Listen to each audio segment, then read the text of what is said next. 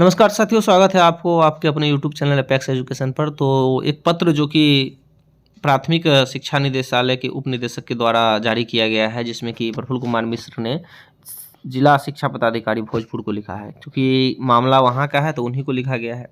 तो अमृता सिंह प्राथमिक विद्यालय चंदवा आड़ा और अन्य लोग अभ्यावेदन दिए थे। ठीक है, अब देखिए अभ्यावेदन में अंकित है, उसमें कहा गया है, उनका कहना है जिन्होंने की आवेदन दिया है, उनका कहना है कि 94 और 99 के शिक्षकों को विद्यालय में मौजूद रहने के बावजूद प्रधान शिक्षकों की पदस्थापना की गई है। ठीक है, तो उन्होंने आवेदन दिया है इनके पास। ठीक है, संबंधित मामले में वरीयता के संबंध में विभागीय आदेश के दिनांक इतना और विभागीय आदेश भी निर्गत है।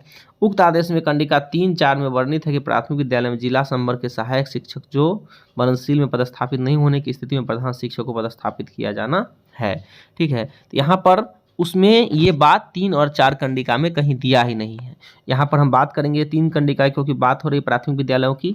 तो कंडिका 3 में जो है प्राथमिक विद्यालय संबंधित प्रावधान है और 4 में है मध्य विद्यालय संबंधित। चूंकि मध्य विद्यालय में भी बहाली ही नहीं हुई है तो बात यहाँ प्राथमिक विद्यालय करेंगे।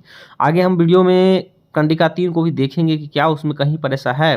तो इन्होंने कहा है ऐसा कहा है कि इन्होंने, तो ये शिक्षिका ने आवेदन में कहा है, जिसका वर्णन यहाँ कर रहे हैं। ना कि बहुत सारे शिक्षक साथी हमारे इसमें कंफ्यूज हो रहे हैं कि ऐसा अधिकारी ने कहा है। नहीं, ऐसा अधिकारी ने नहीं कहा है, ऐसा शिक्षिका के द्वारा जो आवेदन है उसमें कहा गया है कि 3 और 4 के कंडिका में तो आपने ऐसा कहा है कि प्राथमिक विद्यालय के जिला समग्र में सहायक शिक्षक नहीं होंगे तभी प्रधान शिक्षकों को प्राधिकृत किया जाना है। तो अब फिर उनको कहा गया है कि विभागीय आदेश के ज्ञापांक इतना दिनांक इतना कंडिका 3 और 4 के आलोक में कार्रवाई कर प्रस्तुत बाद में प्रति शपथ पत्र दायर करना सुनिश्चित किया जाए ताकि अवमाननावाद की स्थिति उत्पन्न हो।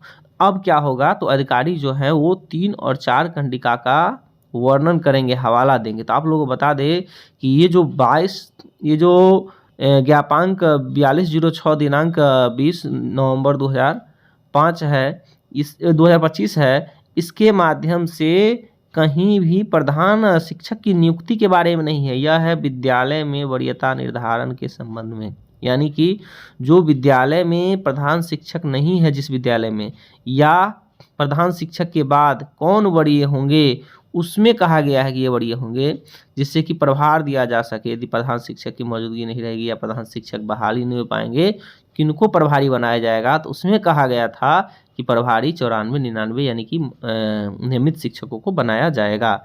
उसमें कहीं भी ऐसा वर्णन नहीं किया गया है कि उनको प्रधान शिक्षक बनाया जाएगा।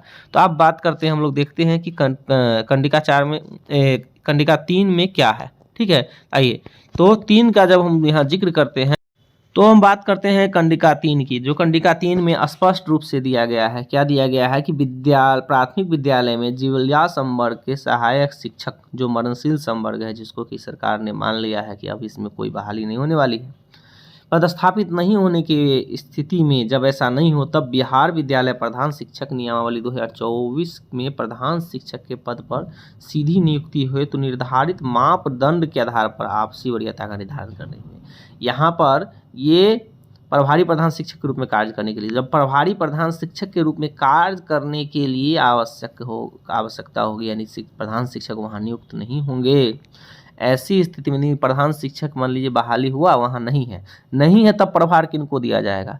तब कहा गया है कि यदि संवर्ग के हैं तो उनको प्रभार दिया जाएगा, वो नहीं है तो उसके बाद जो नियुक्ति नियमावली है 2024 प्रधान शिक्षक की जो नियुक्ति नियमावली है, उस नियुक्ति नियमावली के मापदंड के आधार पर वरीयता का निर्धारण करते हुए प्रभारी प्रधान शिक्षक बनाने की बात की जा रही है, ना कि प्रधान शिक्षक बनाने की बात की जा रही है। यहाँ पर शिक्षक कंफ्यूज हो गए हैं कि उनको प्रधान शिक्षक के रूप में कार्य करने हेतु प्राधिकृत किया जाएगा, लेकिन नहीं, यहाँ क्या है, पीछे लगा हुआ है क्या, प्रभारी।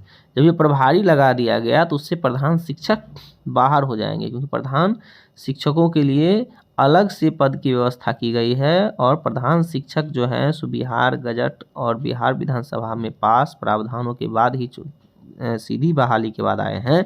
और उस गजट में स्पष्ट लिखा है कि प्राथमिक विद्यालयों में, उसमें प्रारंभिक विद्यालय कोट किया गया कि प्रारंभिक विद्यालयों में प्रधान शिक्षक की नियुक्ति सीधी भर्ती के माध्यम से की जाएगी। वहाँ पर प्रमोशन के माध्यम से या वरीयता के आधार पर की जाएगी नहीं लिखा हुआ है, सीधी भर्ती के माध्यम से की जाएगी। जब सीधी भर्ती के माध्यम से की जाएगी तो हम लोग सीधी भर्ती से चुनकर आए हैं।